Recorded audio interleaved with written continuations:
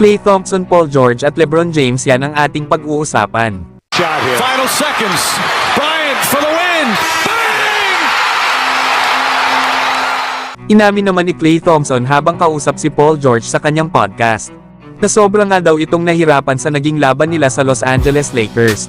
Ayon pa kay Klay, sa naging series nila sa Lakers ay sobra daw silang nahirapan. Na obvious naman daw na hindi niya na-shoot ang bola sa kanyang kagustuhan. Nahirapan nga daw ito lalo at nakaabang si Anthony Davis sa rim. Na para pa kay Klay Thompson, si Davis daw ay parang elastic. Nakakaapekto nga daw ito sa ginagawa nilang tira. Habang si LeBron naman daw ay ginagawa niya ang kanyang trabaho. Kaya naman ay ibinibigay daw ni Klay ang credit niya sa Los Angeles Lakers, na kung saan ay maganda raw ang kanilang nilaro.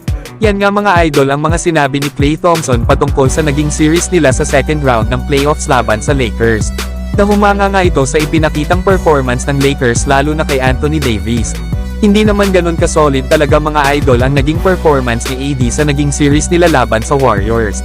Na kung saan ay nag-average nga ito ng 21 points, 14 rebounds, 1 steal at 2 blocks per game sa 6 na laro sa series na yon.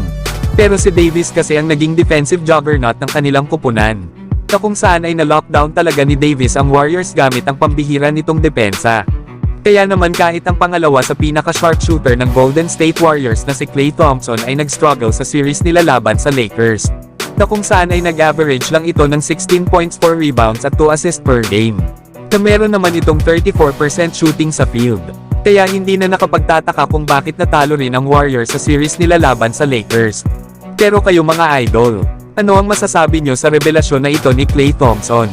Sa ibang balita naman mga idol, Paul George nagbigay na ng warning sa NBA matapos ang bigong season sa Clippers. Sinabi nga nito na tandaan daw ang kanyang mga salita. At talagang nasa bullshit niya nga daw ito next season. Yan ang mga sinabi ni Paul George sa kanyang Twitch. Na alam naman natin na wala nang bago sa Los Angeles Clippers.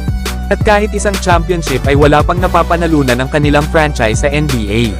Na kahit nga andyan pa sila Kawhi Leonard at Paul George ay palagi pa rin silang bigo kahit ang makarating man lang ng NBA Finals.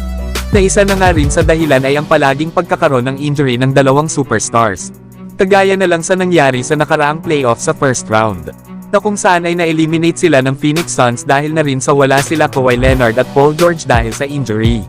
Kaya abangan na lang natin next season kung magagawa na nga ba ng Clippers na manalo ng championship. At para naman sa huling balita mga idol, isa namang NBA insider ang may ibinunyag patungkol kay LeBron James. At ito nga ay sa possible na pagbabalik nito para sa Team USA sa 2024 Olympics.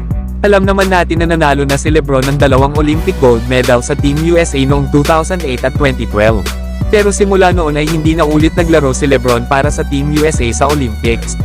Nagusto pa naman ng mga NBA fans na makita si LeBron na maglaro ulit sa Olympics sa huling pagkakataon. Pero ayon pa kay Brian Windhorst ng ESPN, ay hindi pa nga daw ito sigurado lalo at may kinakaharap pa itong problema sa kanilang pamilya. Pero hindi naman daw sinasarado ang possibility na maglalaro ito para sa Team USA sa Olympics sa 2024 na gaganapin naman sa Paris.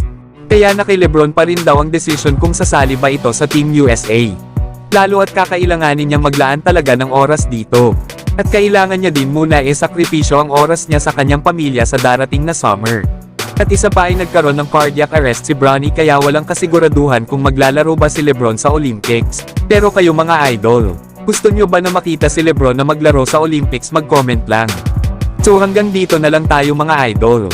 At huwag nyo naman kalimutan mag-subscribe bilang pagsuporta.